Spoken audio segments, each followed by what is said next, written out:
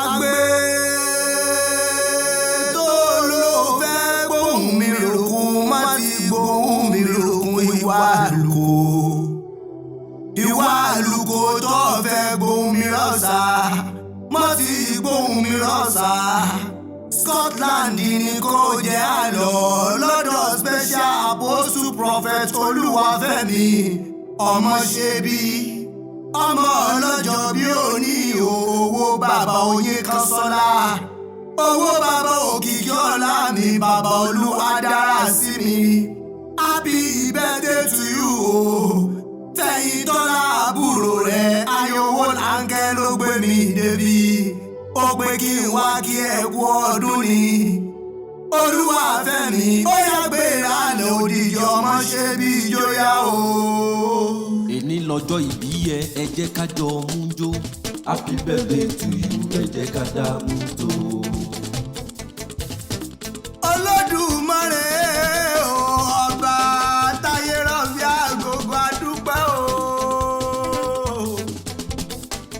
Láyé bàbá mi special apostle prophet mi Olúwafẹ́mi ọmọ ṣe bí ìlú Scotland ló wà tó gbé jayé orí rẹ̀. Happy birthday to you o tún ti rọdún náà nù. Orí ló gbàgbé tó fi ìjọba lùdàrọ orí ló gbàlùkò tó fi ìjọba òde kóṣù. Olúwafẹ́mi orí ẹ̀ ló bẹ ṣe o Elédùmarè tó ọtọrọ níṣẹ́ ló tún dá èsì tó tún fi rọdún láyé. Bàbá mi ọdún lára ta ọdún làárọ̀ bí tí ọdún bá kọdún ògbèrègbọ́ àmàwọ̀ tutù wọlé ayé o. Ó ti ṣọdún èyí náà nù aṣọ̀pọ̀ ẹ lókè pẹ́. Mo wá bẹ́ẹ̀ dúpẹ́ lọ́wọ́ Elédùmarè ọba náà bo ní ọba táyé rọ̀bí àgógó ẹrù jẹjẹ́ ń gbogbo lẹ́kìlẹ̀. Àwọn lórí apárí irun lórí àwọn dáadáa. Ọba tó ń pè lájò tó ń jẹ́ nílé. Ọba tí wọ́n ń pè lùlù Scotland ni tó ń dá lórílẹ̀‐èdè Nàìjíríà. Ọba tó létí tó lu kára bí àjèrè ọba mi ẹrù jẹjẹ́ ń gbogbo lẹ́kìlẹ̀. Ó tún ti rọdún yìí o.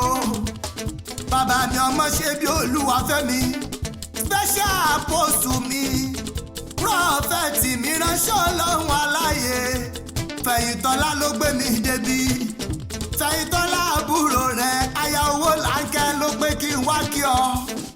Ó ní ṣé mo rọmọ ṣe bí tí mo rí ó ní ṣé mo r'Olúwafẹ́mi tí mo rí ó ní àpòsù tí mo rí prọfẹ́tì tí mo rí olóńladùn bá ní mọ́mọ́sù. Ó ní wọn ládùn bá ní mọ́mọ́ ìyá bàbá mi ayé òní sùn ọgbẹ́ iṣẹ́ ránṣẹ́ rí òní dáyẹyẹ. Owó bàbá Oyin Kọ́sọ́lá owó bàbá Òkìkí ọlá mi owó bàbá dára sí mi. Àkúrẹ́ ní ilé bàbá rẹ̀ olóyè mẹ́kun ọmọ amúdálẹ̀ tí mo gbẹ́nu pa ní Àkúrẹ́ lómi méjì ẹ̀ péjèjì lálà. Àlàkà ti pèrí onílé bàbá rẹ̀ àlàún domi ọmọ òṣètò ọmọ Àkúrẹ́ kẹ́ mọ́mọ́ lálà. Àlà ń bẹ náà kéye rẹ̀ inú kéye rẹ̀ ọmọ ọlọ́jà méjì dáná lójọ́. Wọ́n bá ná torí tagútọ́ lé bàbá rẹ̀ wọn mọ̀ ná kan mẹ́sì ànáyè. Ọmọkùnrin Àkúrẹ́ tó kó bọ̀ ó má gàdá péré ọmọbìnrin Àkúrẹ́ tó dóbò ó fún ṣìmí ló pẹ́ fún. Ilé ọmọ ọlọ́jọ́ Òṣòdì ànáyè Olúwafẹ́mi ilé ọmọ ọlọ́jọ́ Òṣòdì ànákòrú.